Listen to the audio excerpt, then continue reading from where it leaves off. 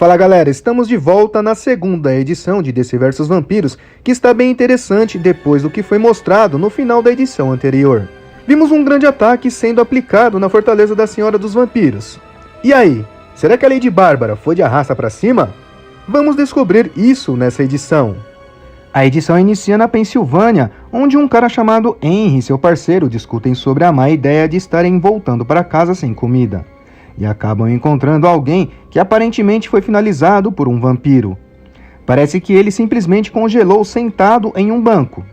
Os dois concluem que de qualquer forma não podem fazer nada pelo cara agora e decidem voltar logo para casa. Daí partimos para o rio Hudson, onde pessoas aparentemente esperam por alguém. Um deles acredita ser uma perda de tempo estarem ali. No entanto, um outro aqui acredita que alguém chegará em breve e o vampiro Aquaman surge, dizendo que a Lois Lane está certa. Ele sempre cumpre sua palavra, ao contrário dela, que deveria ir sozinha. Mas ela não é besta em fazer isso, sabendo que facilmente poderia ser rasgada ao meio. Então Lois escolheu levar alguns amigos. Ela revela que não teve intenção de insultar o vampiro Aquaman. Ele afirma que em tempos como esses, a confiança entre os dois povos é tudo o que eles têm. E você acreditaria na palavra de um vampiro? A Lois Lane provou que não, e na lata pergunta se o Aquaman fala em nome de todos os vampiros. O Aquaman desconversa dizendo que agora entende por que o Superman a amava. Ele quer dizer que ela vai direto ao ponto. Lois Lane pede que Aquaman responda logo sua pergunta. Ele falou que devido à morte de sua rainha, houve algumas lutas de poder, mas nada com que os humanos possam se preocupar, apesar dos relatos de mal-estar, violência e até que os vampiros estão morrendo de fome. Segundo o Aquaman vampiro, o sangue sintético deles está fluindo novamente, graças aos seus doutores Langstrom e Strange. Aquaman enfatiza que Lois Lane não precisa se preocupar com a espécie vampira. A Lois Lane diz estar ali apenas para ter certeza se a trégua ainda está em vigor, e precisa saber se o Aquaman é o cara que pode falar sobre isso. Ele garante que sim, e tem a mesma garantia quando pergunta o mesmo para ela. Isso faz o Aquaman ter certeza que ela entenderá o que ele está prestes a dizer, e é que se ela deseja que o reino dele e a tribo dela permaneçam em paz, então que a cabeça do menino que matou sua rainha seja levada até ele como demonstração de solidariedade. Segundo Lois Lane, Damian Wayne é um vampiro. Então, no mesmo instante, ela e o resto dos humanos são acusados por tê-lo treinado, dado abrigo e proteção, e por este motivo, ela estava encarregada de entregá-lo aos vampiros. Mas Lois diz não ter certeza se pode fazer isso. Aquaman então diz não ter certeza se poderá evitar a guerra que virá se ela não fizer. Enquanto se retira, o vampiro Aquaman diz que ela pode falar aos seus amigos atrás das árvores que podem sair agora e dar uma boa noite para Lois. Ela pergunta o que Dinah achou disso. A Canário Negro acredita que se tentarem entregar Damian, Talia vai matar todos antes que os vampiros façam isso. Lois parece balançada com a ideia de pegar o pirralho. Mas Dinah não acredita que Arthur tenha as coisas tão sob controle como ele disse, pois se a existência de Damian está causando divisões nas classes de vampiros, ela diz que devem deixá-los continuar a se destruir.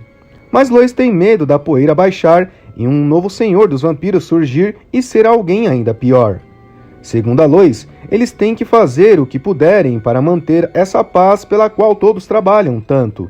Para Dinah, esse inimigo é fraco e é agora que eles devem colocar pressão e não ajudá-los. Qualquer outra coisa diferente disso para Dinah é como se os humanos estivessem desistindo. Dinah sai furiosa enquanto o Aço fala para Lois não levar para o lado pessoal, pois algumas pessoas só entendem sobre guerra. Coisas que eles podem conseguir se eles não tomarem cuidado, como dito por Lois. Daí somos levados para a cidade de Dakota, onde podemos ver o Crocodilo, Monstro do Pântano, Arqueiro Verde, Tempestade Selvagem e Wildcat, que pergunta se todo mundo é um alvo. O Arqueiro Verde garante que é uma cidade de vampiros e se eles estão lá, são caras mandados. A Tempestade Selvagem diz que eles precisam manter o silêncio. Oliver concorda, pois eles não podem ser descobertos antes de chegarem naquela fábrica de sangue. Wildcat questiona por que a eletricidade aqui, enquanto o crocodilo o pede foco. Mas realmente é estranho, porque um bando de caras mortos se preocupam em consertar a rede elétrica. Eles encontram os guardas vampiros que são abatidos, no entanto, um deles percebe a invasão e antes de finalizar o crocodilo e o Wildcat, acaba sendo atingido por uma flecha do Arqueiro Verde. O grupo ajusta os temporizadores para 10 minutos. Isso deve ser o tempo suficiente para eles saírem da cidade, enquanto os vampiros tentam descobrir por que sua única fonte de alimento agora é um buraco esfumaçado no chão. Mas Pântano parece não estar bem, apesar de garantir que sim. Então o Arqueiro Verde acha ótimo, pois eles têm que ir embora. Então o monstro do pântano diz que eles não devem explodir esse prédio, pois não é uma fábrica de fluidos corporais sintéticos, como Oliver teorizou. Este prédio, na verdade, está cheio de vida. Oliver não entende muito bem. Enquanto eles derrubam os outros seguranças para invadir o local, o grupo fica surpreso com o que vê. Isso faz o Wildcat questionar por que os vampiros estão cultivando tantos alimentos que não podem comer. Então daí somos levados para lugar nenhum, onde John Constantine escuta alguém dizer se pode ouvir eles, ou se lembra deles, ou daquele que ainda para ele é misterioso. John diz que está tentando, e eles pedem que os deixe sair então. Ele é levado em um lugar secreto, onde um cara misterioso continua pedindo para que eles deixem-o sair. Constantine então lembra daquele que revela ser Jason Blood. Ele revela que os dois se conhecem há bastante tempo. Eles discutem sobre como Jason Blood conseguiu entrar naquele quarto. John então é lembrado para não se preocupar com o que ele faz, e sim que precisa se atentar no que vai fazer a seguir, que no caso deve estar em sua mente. Constantine acredita estar sendo ameaçado ali, mas Jason garante que não. Isso é apenas um aviso amigável de um antigo amigo. John inicia uma luta e questiona o que Jason fez, e soube que ele apenas salvou a todos de uma pequena guerra que corria o risco de ambos serem destruídos. Jason estava dentro da mente de Constantine, e lá ele revida dizendo que faz o que deve ser feito, e de todas as pessoas, Constantine é quem deveria entender, ou se ele também esqueceu de quem ele mesmo é. Constantine afirma dizer que sabe de quem ele é, e parece que Jason precisa dar um lembrete mesmo assim. Na sequência, podemos ver Jason com uma companhia misteriosa. Jason afirma aqui que a natureza teimosa de John é algo que ele conhece, mas que a extinção não é seu jogo, e isso deve ser deixado para lá. Preocupada por ter escutado algo, Mary Marvel vai averiguar, mas Constantine garante estar tudo ok. Isso é bem suspeito, hein, galera? Será que o Constantine vai se revelar um traidor? Partimos para a Pensilvânia, onde um senhorzinho busca descobrir o que aconteceu com aquele cara que vimos no início da edição. Então, prestes a ser cortado, ele acorda e questiona onde está e o que está acontecendo ali. Era isso que o senhorzinho estava prestes a descobrir ao acreditar que ele parecia estar morto. Este cara que estava fugindo de vampiros na edição anterior pergunta onde está sua filha e descobre que ela está segura, bem aqui, apesar de ser estranho manter ela na mesma sala onde o pai iria ser dissecado.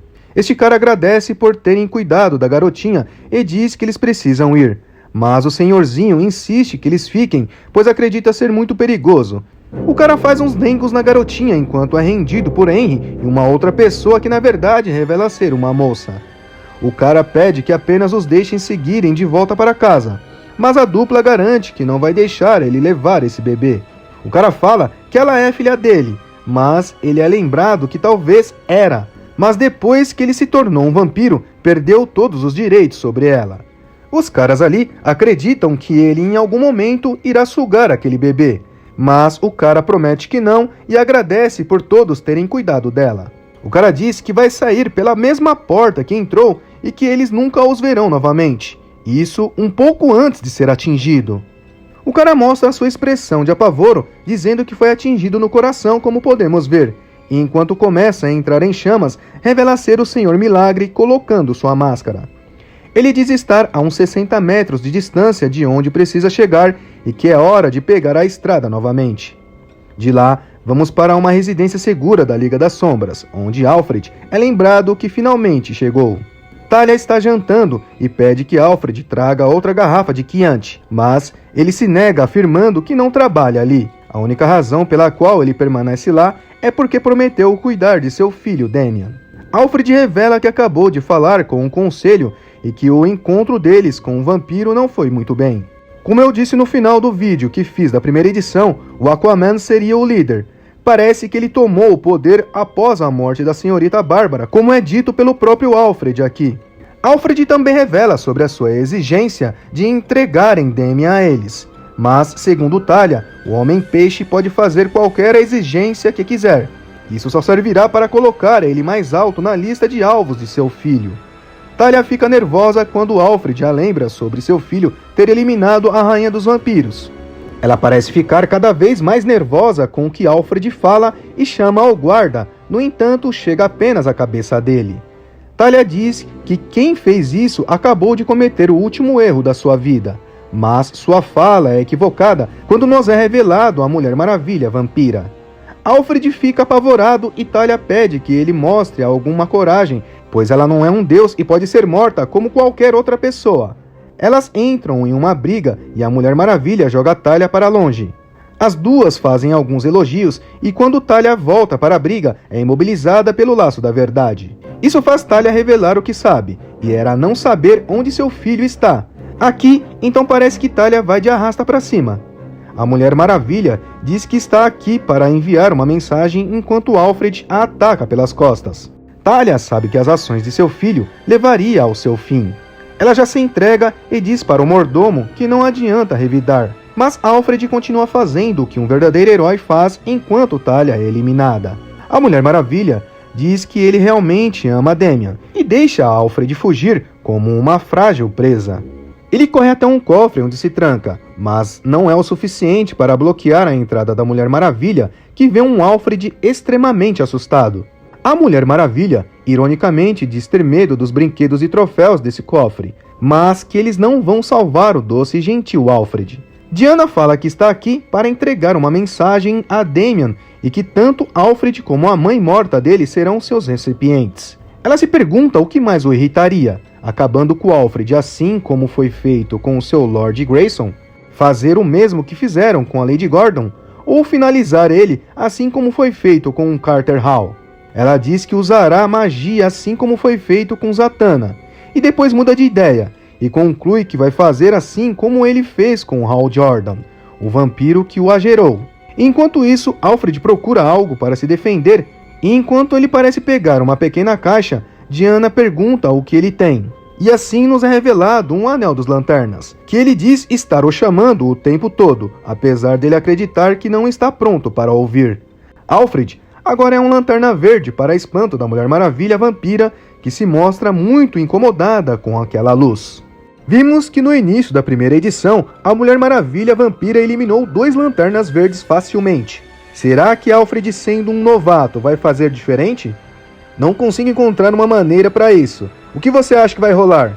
Qual é a sua teoria? Vamos continuar falando sobre isso nos comentários. Galera, muito obrigado pela companhia. Esse é o fim da segunda edição de DC vs Vampiros. Deixe aquele like para ajudar o canal e até a próxima.